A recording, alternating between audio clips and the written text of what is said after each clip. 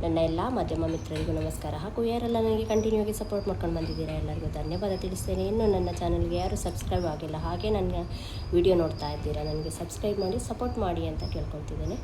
ಹಾಗೆ ಇವತ್ತಿನ ನನ್ನ ವಿಡಿಯೋದಲ್ಲಿ ನಾನು ಮಲ್ಲಿಗೆ ಗಿಡ ಆಗ್ಬೋದು ಅಥವಾ ಬೇರೆ ಯಾವುದಾದ್ರೂ ಗಿಡ ಆಗ್ಬೋದು, ಹೂವು ಅಥವಾ ಹಣ್ಣು ಬರುವಂಥ ಗಿಡ ಆಗ್ಬೋದು.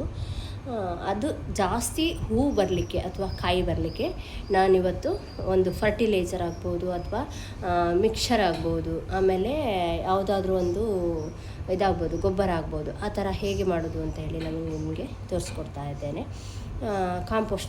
ಕಾಂಪೋಸ್ಟ್ ಆಗ್ಬೋದು, ಫರ್ಟಿಲೈಸರ್ ಆಗ್ಬೋದು, ಅಥವಾ ಇದಾಗ್ಬೋದು, ಯಾವುದು ಮಿಕ್ಸರ್ ಆಗ್ಬೋದು.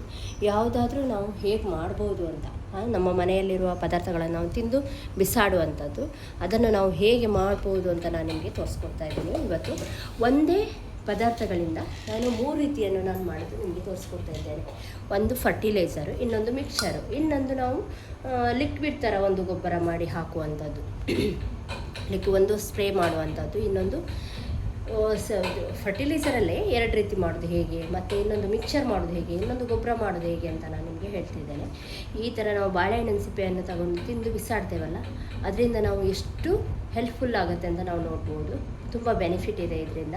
ಇದನ್ನು ನಿಮಗೆ ಹೇಳ್ತಾರೆ, ಈ ಥರ ಒಂದು ಬಾಳೆಹಣ್ಣು ಬಂದರೆ ಇದು ಏನು ಹೇಳ್ತಾರೆ ಅಂತ ಹೇಳಿದರೆ ತುಂಬ ಒಳ್ಳೆಯದಾಗುತ್ತೆ. ಈ ಥರ ಬಂದಾಗ ತಿನ್ನಬೇಕು ಅಂತ ಹೇಳುತ್ತೆ, ವಿಟಮಿನ್ ಅಂತ ಹೇಳ್ತಾರೆ. ಈ ಥರ ಬಂದರೆ, ಕಪ್ಪು ಚುಕ್ಕೆ ಬಂದರೆ ವಿಟಮಿನ್ ಅಂತ ಹೇಳ್ತಾರೆ. ಅದು ನಮ್ಮ ಹೆಲ್ತಿಗೆ ಓಕೆ. ಇದು ಬಾಳೆಹಣ್ಣಿನ ಸಿಪ್ಪೆಯಿಂದ ನಮಗೆ ಹೆಚ್ಚು ಹೂವಾಗಲು ಹೆಲ್ಪ್ ಆಗುತ್ತೆ. ಇದರಲ್ಲಿ ಪೊಟ್ಯಾಷಿಯಂ ಅಂಶ ಜಾಸ್ತಿ ಇರೋದ್ರಿಂದ ಇದನ್ನು ನಾವು ಗಿಡಗಳಿಗೆ ಹಾಕಿದರೆ ಹೂವನ್ನು ಜಾಸ್ತಿ ಪಡ್ಕೊಳ್ಬೋದು, ಹೂಗಳು ಜಾಸ್ತಿ ಬರ್ಬೋದು ನಮಗೆ. ಇನ್ನೊಂದು ನಾವು ಒಂದು ಸ್ಪ್ರೇ ಮಾಡೋದು, ಇನ್ನೊಂದು ಮಿಕ್ಸರ್ ಮಾಡೋದು, ಇನ್ನೊಂದು ಮತ್ತು ಗೊಬ್ಬರ ಮಾಡೋದು ಹೇಗೆ ಅಂತ ನಾನು ನಿಮಗೆ ಹೇಳ್ಕೊಡ್ತಿದ್ದೇನೆ. ನಾನು ಇದನ್ನು ಮಾಡಿ ಎಕ್ಸ್ಪೆರಿಮೆಂಟ್ ಆಗಿದ ನಂತರ ನಿಮಗೆ ಹೇಳ್ತಾ ಇದ್ದೇನೆ ಹೇಗೆ ಮಾಡ್ಬೋದು ಅಂತೇಳಿ. ಇವತ್ತು ನಾನು ನಿಮಗೆ 3 ರೀತಿ ಮಾಡೋದನ್ನು, ಒಂದೇ ಪದಾರ್ಥಗಳಲ್ಲಿ 3 ರೀತಿ ಮಾಡೋದನ್ನು ನಾನು ನಿಮಗೆ ತೋರಿಸ್ಕೊಡ್ತೇನೆ. ಇನ್ನೊಂದು ವಿಡಿಯೋದಲ್ಲಿ ಬೇರೆ ಪದಾರ್ಥಗಳಿಂದ ಹೇಗೆ ಮಾಡೋದು ಅಂತ ತೋರಿಸ್ಕೊಡ್ತಾ ಇದ್ದೇನೆ. ಇದರಲ್ಲೇ ಮಾಡಬೇಕಂತಿಲ್ಲ, ನಿಮಗೆ ಬೇರೆ ಪದಾರ್ಥಗಳನ್ನ ತಗೊಂಡು ಕೂಡ ನೀವು ಮಾಡ್ಬೋದು. ಹಾಗಾಗಿ ನಾನಿವತ್ತು ಮಾಡೋದನ್ನು ಹೇಗೆ ಅಂತ ತೋರಿಸ್ತೇನೆ. ಮೊದಲಿಗೆ ನಾವು ಇದನ್ನೆಲ್ಲ ಕಟ್ ಮಾಡ್ಕೊಳ್ಳೋಣ. ಇದನ್ನು ಕಟ್ ಮಾಡಲಿಕ್ಕೆ ತುಂಬ ಹೊತ್ತಾಗುತ್ತೆ. ಅದಕ್ಕೆ ಇದನ್ನೆಲ್ಲ ಫಸ್ಟ್ ಕಟ್ ಮಾಡಿ 3 ಸಪ್ರೇಟಾಗಿ ನಾನು ತೆಗೆದುಕೊಳ್ತೇನೆ, ಡಿವೈಡ್ ಮಾಡ್ಕೊಳ್ತೇನೆ.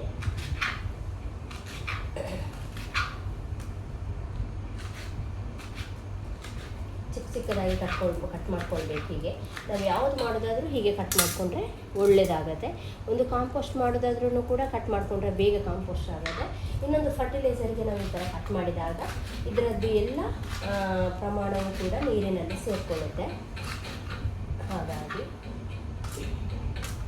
ಇನ್ನೊಂದು ಮಿಕ್ಸರ್ ಮಾಡುವಾಗ ನಾವು ಈ ರೀತಿ ಕಟ್ ಮಾಡಲಿಲ್ಲ ಅಂತೇಳಿದರೆ, ಮಿಕ್ಸರನ್ನು ನಾವು ಮಿಕ್ಸಿಯಲ್ಲಿ ಜಾರಿನಲ್ಲಿ ಹುಡಿ ಮಾಡುವಾಗ ಅದು ಇದಾಗೋದಿಲ್ಲ, ಎಂತ ಬೇಗ ತರಿ ಬರುತ್ತೆ, ಬೇಗ ನೈಸ್ ಆಗೋದಿಲ್ಲ, ಕಸದಾಗಿ ಬರುತ್ತೆ, ಕಡ್ಡಿದಾಗಿ ಬರುತ್ತೆ, ಮತ್ತು ಮಿಕ್ಸಿ ಜಾರ್ ಕೂಡ ಹಾಳಾಗ್ಬೋದು. ಹಾಗಾಗಿ ನಾನಿದನ್ನು ಮೊದಲೆಲ್ಲ ಕಟ್ ಮಾಡಿ, ಇದಿಷ್ಟು ನಾನು ಕಟ್ ಮಾಡ್ಕೊಳ್ಬೇಕು. ನಾನೀಗ ಇದನ್ನು ಕಟ್ ಮಾಡಿ ಇಟ್ಕೊಂಡಿದ್ದೇನೆ. ನಾನು ಎರಡು ಇದಾಗಿ ತಗೊಂಡಿದ್ದೇನೆ, ಡಿವೈಡ್ ಮಾಡಿದ್ದೇನೆ. 3 ಮಾಡಲಿಲ್ಲ, ಯಾಕಂತ ಹೇಳಿದರೆ 3 ಮಾಡಿದರೆ ಈಗ ಒಂದು ಹೇಗೆ ಅಂತ ಹೇಳಿದರೆ, ಇದನ್ನು ನಾನು ಚಂದ ಮಿಕ್ಸಿ ಗ್ರೈಂಡ್ರ್ ಮಾಡಿ ನೀಟಾಗಿ ನಾವೀಗ ದೋಸೆಗೆಲ್ಲ ಹೇಗೆ ರೈಸನ್ನು ಬಂದ ಮಾಡ್ತೇವೆ ಹಾಗೆ ಮಾಡಬೇಕು. ಇದನ್ನು ಗ್ರೈಂಡ್ ಮಾಡಬೇಕು. ಇದನ್ನು ನಾನು ನೀರು ಹಾಕಿ ನೆನೆಸಿಡ್ತೇನೆ. ಇದನ್ನು 4 ದಿನ ನೀರು ಹಾಕಿ ನೆನೆಸಿಡ್ತೇನೆ. ನನ್ನ ಬಾಳೆಹಣ್ಣಿನ ಸಿಪ್ಪೆ ಕಪ್ಪಾಗಿದೆ, ನೀವು ಕಪ್ಪಾಗುವ ಮೊದಲೇ ಸಹ ಹಾಕ್ಬೋದು. ಇದು ನಾನು ತುಂಬ ದಿನದಿಂದ ಇಟ್ಟದ್ದು, ಒಂದು ವಾರದಿಂದ ಇಟ್ಕೊಂಡಿದ್ದೇನೆ, ಅದಕ್ಕೆ ಇಷ್ಟು ಸಿಕ್ಕಿದೆ. ಇಲ್ಲಾಂದರೆ ನನಗೆ ಸ್ವಲ್ಪ ಕಡಿಮೆ ಸಿಕ್ತಿತ್ತು. ಇದಕ್ಕೆ ನಾವು ನೀರು ಹಾಕಿ ನೆನೆಸಿಡಬೇಕು. ಫಸ್ಟು ಇದನ್ನು ನಾವು ಗ್ರೈಂಡ್ ಮಾಡಿಕೊಳ್ಳುವ, ಹೇಗಾಗುತ್ತೆ ನೋಡುವ.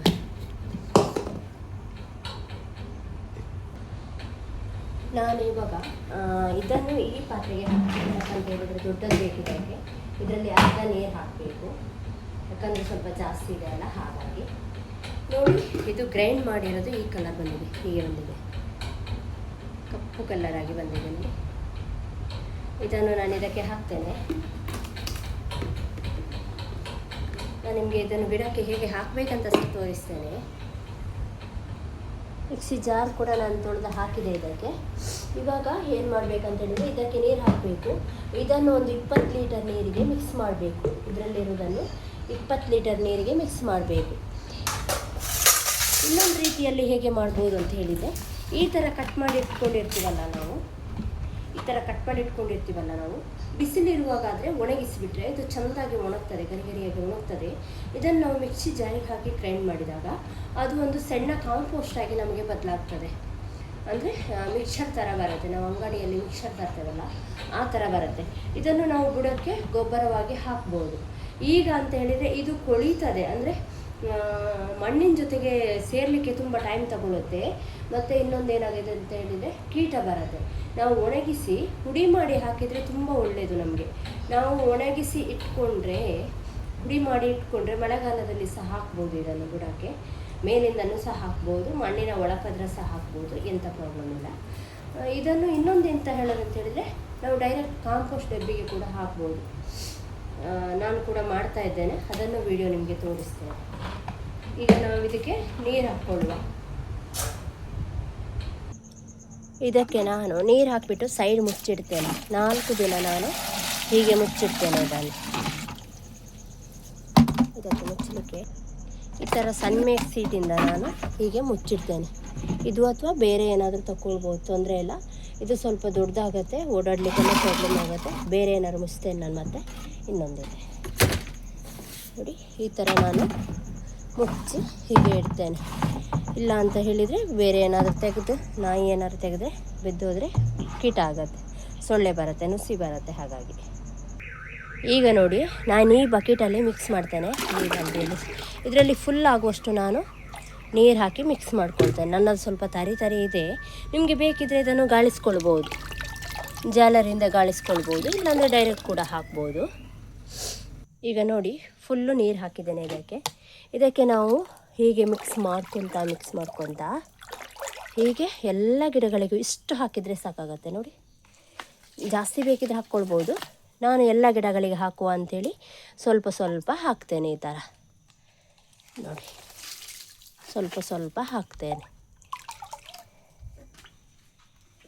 ಥರ ಸ್ವಲ್ಪ ಎಲ್ಲ ಗಿಡಗಳಿಗೂ ಹಾಕ್ಕೊಂಡು ಬರ್ತೇನೆ.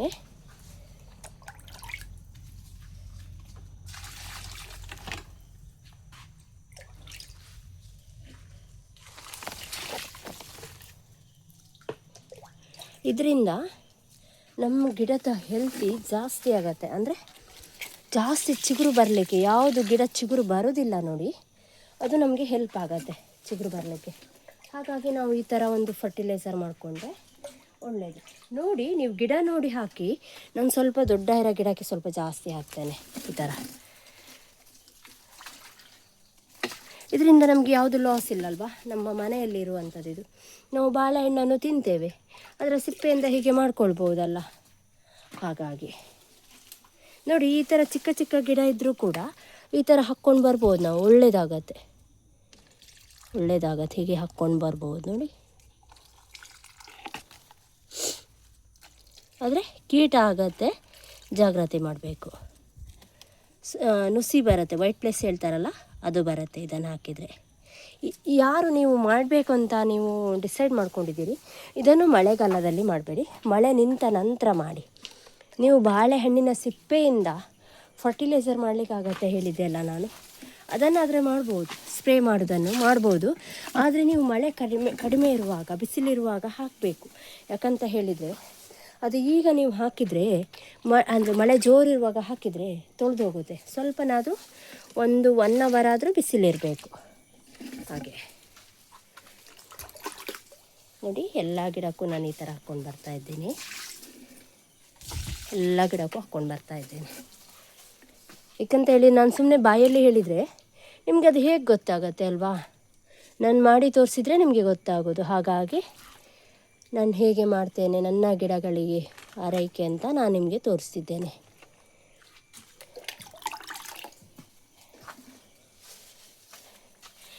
ನಾನು ಮಿಕ್ಕಿದ್ದು ಮತ್ತೆ ಹಾಕ್ತೇನೆ. ಈಗ ನಿಮಗೆ ಇನ್ನೊಂದು ನಾನು ನಿಮಗೆ ತೋರಿಸ್ತೇನೆ, ಇನ್ನೊಂದು ಕಾಂಪೋಸ್ಟ್ ಹೇಗೆ ಮಾಡಿದ್ದೇನೆ ಅಂತ ನಾನು ನಿಮಗೆ ತೋರಿಸ್ತೇನೆ. ನೋಡಿ ಕಾಂಪೋಸ್ಟಿಗೆ ಈ ಥರ ನಾನು 2 ಡಬ್ಬ ಇಟ್ಕೊಂಡಿದ್ದೇನೆ. ಒಂದು ಡಬ್ಬದಲ್ಲಿ ಫುಲ್ ಆಗಿದೆ ಇದು ಫುಲ್ ಆಗಿದೆ. ಮೇಲಿಂದ ಬಾಳೆ ಎಲೆ ಹಾಕಿದ್ದೇನೆ ಅಷ್ಟೇ, ಅಡಿಗಳೆ ಫುಲ್ಲು ಕಾಂಪೋಸ್ಟ್ ಆಗಿದೆ. ಅದು ಬೇಸಿಗೆಯಲ್ಲಿ ತೆಗೆದುಬಿಟ್ಟು ಸ್ವಲ್ಪ ತರಿ ಇದ್ದದನ್ನು ತೆಗೆದುಬಿಟ್ಟು ನೈಸಿರೋದನ್ನು ಗಿಡಗಳಿಗೆ ಹಾಕ್ಬೋದು ನಾವು. ಇದು ನೋಡಿ ಸ್ವಲ್ಪ ಹಸಿ ಇದೆ, ಇದಕ್ಕೆ ದಿನಾಲೂ ನಾನು ಹಾಕ್ತೇನೆ. ಇದರಲ್ಲಿ ಕೀಟ ಕೂಡ ಆಗಿದೆ ನೋಡಿ, ಕುಳಿತದೆ ಅಲ್ವಾ, ಹಾಗಾಗಿ ಇದಕ್ಕೆ ಹೊರಗಡೆ ನೀರು ಹೋಗಲಿಕ್ಕೆ ಸಹ ವ್ಯವಸ್ಥೆ ಮಾಡಿದ್ದೇನೆ ನಾನು. ಮಳೆಗಾಲ ಅಲ್ವ, ಸ್ವಲ್ಪ ತೇವಾಂಶ ಇರುತ್ತೆ, ಇಂಥ ಪ್ರಾಬ್ಲಮ್ ಇಲ್ಲ. ಇದಕ್ಕೆ ನಾನು ಮುಚ್ಚಿಡ್ತೇನೆ, ಮೇಲಿಂದ ಯಾರು ಹೋಗಲಿಕ್ಕೆ ಬಿಡೋದಿಲ್ಲ, ಯಾಕಂದರೆ ಸ್ಮೆಲ್ ಬರಬಾರ್ದಂತ. ಇದಕ್ಕೆ ನಾನು ಬೇರೆ ಅಂತ ಹಾಕಲ್ಲ, ಒಂದು ತರಕಾರಿ ಸಿಪ್ಪೆಗಳನ್ನು ಹಾಕ್ತೇನೆ, ಇನ್ನೊಂದು ಬಾಳೆಹಣ್ಣಿನ ಸಿಪ್ಪೆ ಮತ್ತು ಹಣ್ಣಿನ ಸಿಪ್ಪೆ ಯಾವುದು ಬಿಡುವುದಿಲ್ಲ, ಎಲ್ಲ ಹಾಕ್ತೇನೆ. ಹಾಕುವುದಿಲ್ಲ ಅಂದರೆ ಒಂದು ಬದನೆಕಾಯಿ ಹಾಕುವುದಿಲ್ಲ, ಇನ್ನೊಂದು ಸಿಹಿ ಕುಂಬಳ ಹಾಕುವುದಿಲ್ಲ, ಚೀನೆಕಾಯಿ ಅಂತ ಹೇಳ್ತಾರಲ್ಲ ಅದು ಹಾಕುವುದಿಲ್ಲ. ಆಮೇಲೆ ಇದಕ್ಕೆ ನಾವು ಚಹಾ ಮಾಡ್ತೇವಲ್ಲ, ಅದು ಚಹಾ ಗಾಳಿಸಿದ ನಂತರ, ಟೀ ಮಾಡಿದ ನಂತರ ಗಾಳಿಸ್ತೇವಲ್ಲ, ಅದರದ್ದು ಗಸಿ ಮತ್ತು ಟೀ ಕಾಫಿದು ಗಸಿ ಹಾಕ್ತೇನೆ. ಮತ್ತು ತರಕಾರಿ ಸಿಪ್ಪೆಗಳನ್ನು, ಬಾಳೆಹಣ್ಣಿನ ಸಿಪ್ಪೆಗಳನ್ನೆಲ್ಲ ಇದಕ್ಕೆ ನಾನು ಹಾಕ್ತೇನೆ. ಯಾವುದನ್ನು ಕೂಡ ನಾನು ವೇಸ್ಟ್ ಮಾಡೋದಿಲ್ಲ, ಇದಕ್ಕೆ ಹಾಕ್ತೇನೆ. ನೋಡಿ ಎಷ್ಟು ಚೆಂದ ಕಾಂಪೋಸ್ಟ್ ಆಗಿದೆ. ಇದನ್ನು ನಾವು ಬೇಸಿಗೆಗೆ ಗಿಡಗಳಿಗೆ ಹಾಕ್ಕೊಳ್ಬೋದು. ಬಾಳೆಹಣ್ಣಿನ ಸಿಪ್ಪೆಯನ್ನು ನಾನು ಹೆಚ್ಚಾಗಿ ಹೀಗೇ ಮಾಡೋದು. ಮತ್ತು ಈ ಥರ ನಾವು ಬೇಸಿಗೆಯಲ್ಲಾದರೆ ಆ ಥರ ಫರ್ಟಿಲೈಸರ್ ಎಲ್ಲ ಮಾಡ್ಕೊಳ್ಬೋದು.